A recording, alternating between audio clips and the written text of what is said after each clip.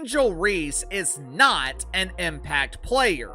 I mean, she definitely has an impact on losing, but Angel Reese has absolutely no effect on winning. Angel Reese just treated the basketball like it was party favors at a giveaway, tossing it out to defenders left and right. If you were in the building, you had a shot at getting your hands on the rock. It felt less like a basketball game and more like some chaotic improv sketch, with every possession turning into a fresh punchline for the stud buds. Each turnover was met with laughter, groans, and a rising sense that we weren't just watching sports, we were watching a highlight reel for all the wrong reasons. The chaos reached such a fever pitch that fans online were already coining new memes before halftime. What happens when a player's confidence collides with total basketball anarchy? Well, stick around, because this was less a contest and more a roast session gone wild. Fire everywhere, and no one left unscorched.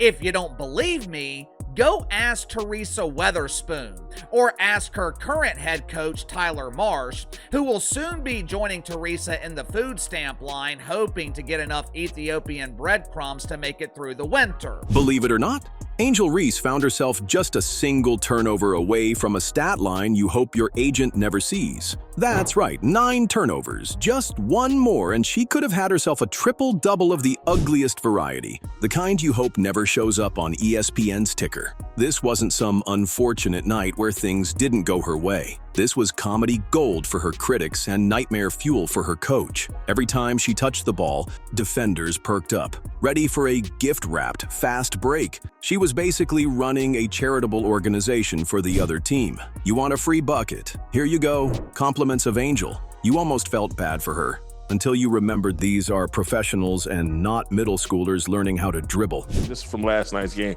Angel Reese was back to doing Angel Reese things. Blowing layups, getting her own rebounds. They've turned her into a point forward. She had 9 turnovers last night. I think her plus minus was minus 19. At some point, you had to wonder if the coaching staff was running a hidden camera prank. Was this an elaborate test in patience, or just the latest example of tactical confusion? Put Reese anywhere near the painted area, and it instantly looked like LA traffic at rush hour. Nobody moving, everybody honking, and somebody always getting lost. The paint itself seemed to groan in protest every time she set up shop, like, "Not again, please!" And don't even think about running a classic pick and roll. Instead of slick passes and open shots, the only thing rolling was the ball, right into the eager hands of the opposing defense. Performance art? Maybe. Offensive strategy? Not a chance. But all we keep hearing about, she now has 2 double-double streaks of more than 10 games or 10 games plus. She had one last year, now she has one this year. She's the first WNBA player to ever do this. She got the brakes beaten off of her. She had 9 turnovers and was just an awful. If you watch the game, she was awful. Every team's got a plan B, but lately for Reese, it feels more like plan Z. Just pass the ball and pray for the best. It's almost like the staff cooked up a new role for her out of sheer necessity.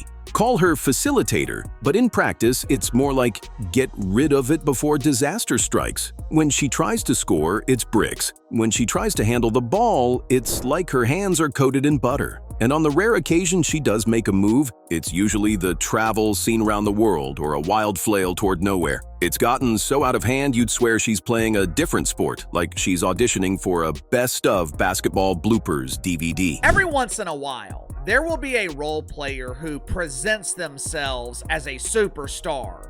They're elite pretenders. They're brilliant at convincing people to buy into their world of make-believe. Let's be honest, this stretch is rough. Definitely not just a case of bad luck. Angel Reese is still getting big minutes, but it's clear things aren't clicking the way they should. Her moves in the paint look hesitant, her hands a bit unsteady under pressure, and sometimes the play just seems to stall when the ball finds her. Still, she's out there at the top of the key doing her best to keep things moving and organize the team's offense, but it doesn't always work out. Coaches seem reluctant to take her off the floor, probably because they've invested so much in her development and believe she'll figure it out. Meanwhile, those tough passes and missed shots are adding up, making it harder for the team to find their rhythm. What was meant to be a highlight reel run has turned into a stretch of missed opportunities, but everyone's hoping she can turn the corner and get back on track. In the WNBA dump, Angel Reese has been playing the role of Draymond Green. She is the role player disguised as a superstar. Angel Reese has marketed herself as a big deal. Double double Barbie, me bound Barbie, buy you Barbie. But marketing and promotion can only take you so far. Her PR team has done a brilliant job at polishing the turd, but there always comes a point when the polish melts off the turd and you will be expected to perform. Just watch the team's body language. The real story's right there. Nobody's crashing the lane when Reese has the ball. They're treating her like a live wire, desperately trying to keep clear in case another errant pass comes flying. There's no trust, only survival mode. What's billed as leadership in post-game interviews is really just everyone quietly bracing for the next mess. The irony, the very player who's supposed to lift the squad is now anchoring it in the worst way. Coaches preach growing pains and patience, but this is less about development and more about surviving the chaos. Her turnovers aren't just numbers, they're the plot twist that keeps derailing the game plan. Instead of being the spark, she's the curveball nobody knows how to hit. Angel, me bound, prayer, Reese. You only relevant because you keep bringing up my precious CC. You want to pull up with your Billboard Reebok ad in Indiana talking about you in her trap. Man, stop it. You out of there. You hear me? My precious CC don't be in no trap. Real talk. You hear me? At the end of the day, she don't do those type of things. Yes. You hear me? Don't put that with her name at the end of the day.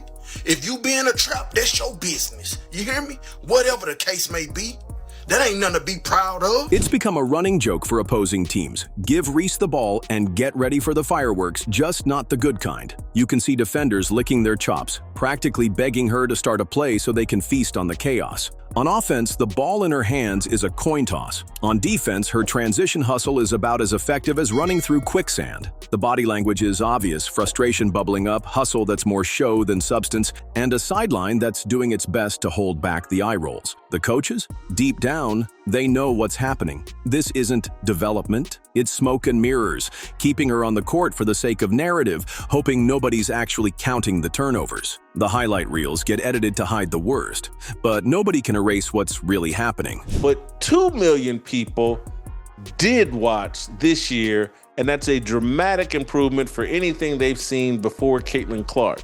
Why did 2 million people watch? Even though the game was embarrassing, even though Caitlin Clark wasn't playing, they watched because one of the teams was named Team Clark.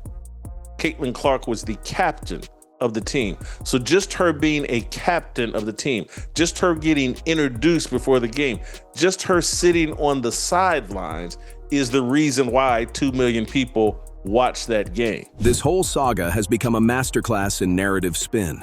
Every bad game gets cut up, packaged, and sold as progress or energy, while the rest of the team quietly suffers in her shadow. Shooters who can actually score, teammates who move the ball, players who know the clock. These are the real sacrifices for a brand that needs protecting. Winning doesn't even feel like the goal anymore. It's all about propping up the hype, hiding the reality. Reese didn't ask for this level of overexposure, but now she's at the center of a circus. Her box scores read like clickbait, double-doubles with a side of disaster. Watch the games with your own eyes and you'll see it's less about dominance, more about holding back chaos, one wild play at a time.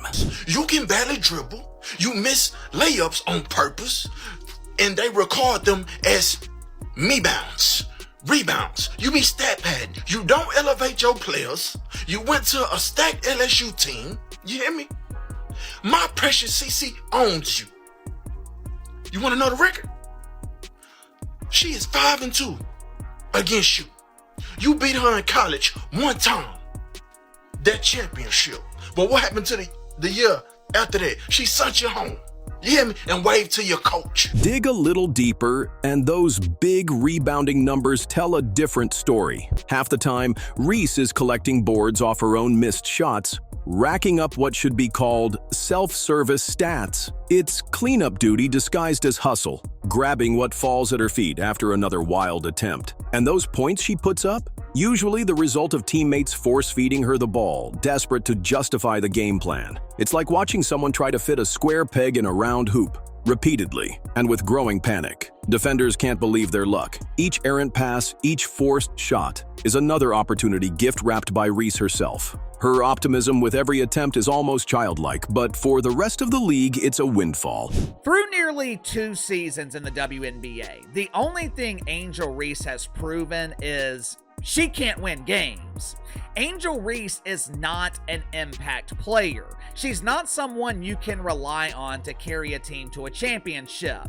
The Chicago Bravado, they cannot rely on Angel Reese to secure off-season access to the Golden Toilet. Step back for a second and ask, how did she end up as the face of the league? The truth is, if you want a masterclass on what not to do on offense, just roll the tape. Her pick and rolls fizzle, her defense is out of position, and she somehow manages to kill a team's momentum with a single wild drive into a crowd. It's almost impressive how much can go wrong in one possession, standing in the paint like a forgotten statue, taking forever to decide, only to launch the ball into the stands or straight at a defender. When she does get the ball, teammates scatter like they've seen a ghost, knowing another adventure is about to begin. I mean, from last night's game, this isn't from the All-Star game, this is from last night's game. Angel Reese was back to doing Angel Reese things, blowing layups, getting her own rebounds. They've turned her into a point forward. She had 9 turnovers last night. I think her plus minus was minus 19. Take a step back and really watch how the narrative keeps spinning. You'll hear, she had 14 points and 12 rebounds, must be carrying the team, right? But look beyond the surface. What you actually saw was a masterclass in how to rack up empty stats without moving the needle. 30-plus minutes. Every single play funneled through her, and the offense looks as clogged as ever. At some point, those numbers become meaningless, just a distraction from what's happening on the court. A team floundering down 20, trying to force something that just isn't working. It's like eating junk food when you're starving. Sure, you feel full for a minute, but there's no real nutrition, nothing that helps you win. Reese has built her style on stat padding, gobbling up missed shots and getting touches. But when it matters, the impact just isn't there. And the attitude doesn't help. The over-the-top celebrations after a routine layup, the taunting with the team in a double-digit hole, it comes off as tone-deaf more than inspiring. You start to wonder if she's more invested in putting on a show than actually competing. The truth is, swagger only works when you're backing it up with results. Otherwise, it's just empty noise, and all the social media hype in the world can't cover up a performance that's sinking the team. The gap between perception and reality is getting wider, and the fans are finally starting to notice. But all we keep hearing about, she now has 2 double-double streaks of more than 10 games or 10 games plus. She had one last year, now she has one this year. She's the first WNBA player to ever do this. She got the brakes beaten off of her. She had 9 turnovers and was just an awful. If you watch the game, she was awful. You can't blame someone for having a chip on their shoulder, but there's a line between edge and delusion, and right now it's been crossed. The hype machine rolls on, with broadcasters praising energy and presence, but the substance just isn't there. She'll celebrate fouling someone, play up every small moment, and somehow always be at the center of attention, even when the game is slipping away. Meanwhile, the teammates just keep adjusting, stuck in her orbit, forced to play around the chaos. As long as the numbers keep getting posted, the spotlight remains, even as the results tell a very different story. Angel Reese does not help your team win, and this is no longer just my opinion. Candace Parker feels the same way. So what happens when the illusion finally cracks? That's when the truth creeps in. Turnovers piling up, shot selection going off the rails, and the hustle looking more staged than real. The sharp-eyed fans start to catch on. The highlight clips and big numbers aren't adding up to wins. Eventually, even the loudest hype can't drown out what's happening on the court. A mountain of missed layups, confusion on every play, teammates left guessing what comes next. The so-called double-double becomes a running joke, a distraction from the real issues. Because when you strip away the flashy stats and social media talk, all that's left is the scoreboard. And for this team, that's been the harshest reality check of all.